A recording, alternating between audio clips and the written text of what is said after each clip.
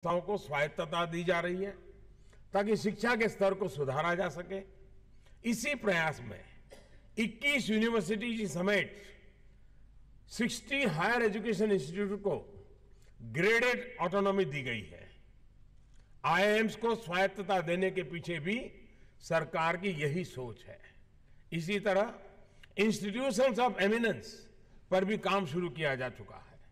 ऐसे संस्थानों को भी पूरी स्वायत्तता दी जा रही है ताकि वो दुनिया के सर्वश्रेष्ठ संस्थानों में अपनी जगह बना सके।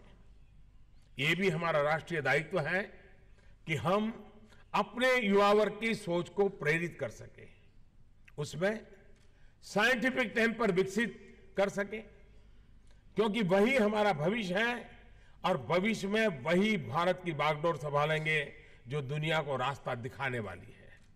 साथियों, साइंस और टेक्नोलॉजी का असर तब ज्यादा होता है जब उसका प्रभाव समाज के अंतिम व्यक्ति और वंचित वर्ग को मिलता है। ऐसे में विज्ञान और तकनीक को देश की चुनौतियों से जोड़ने के साथ ही देश की सभी वैज्ञानिक एजेंसियों को इस अभियान का हिस्सा बनाना भी आवश्यक है। और इसलिए हमारी रिसर्च को सॉल्यूशन ओरिएंटेड बनाना होगा। Health care, affordable housing, clean energy, पर्यावरण, वेस्ट मैनेजमेंट, कृषि, food processing, electric mobility, cyber security, value addition जैसे सवालों का उत्तर बनना पड़ेगा। और मेरा मानना है कि साइंस फंडामेंटल होना चाहिए, उसमें तो कोई कॉम्प्रोमाइज हो ही नहीं सकता है। साइंस फंडामेंटल होना चाहिए, लेकिन टेक्नोलॉजी लोकल हो। टेक्नोलॉजी लोकल का मतलब यह है कि उसको भारतीय परिस्थितियों और जरूरतों का जवाब बनना होगा।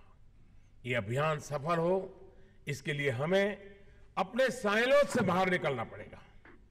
टुकड़ों में सोचने की जगह समग्र सोच रखनी होगी। अगर एक पेड़ लगाना है तो गड्ढा कोई खोदेगा, बीज कोई बोएगा और पानी कोई और डालेगा। इस सोच से काम नहीं चल सकता है।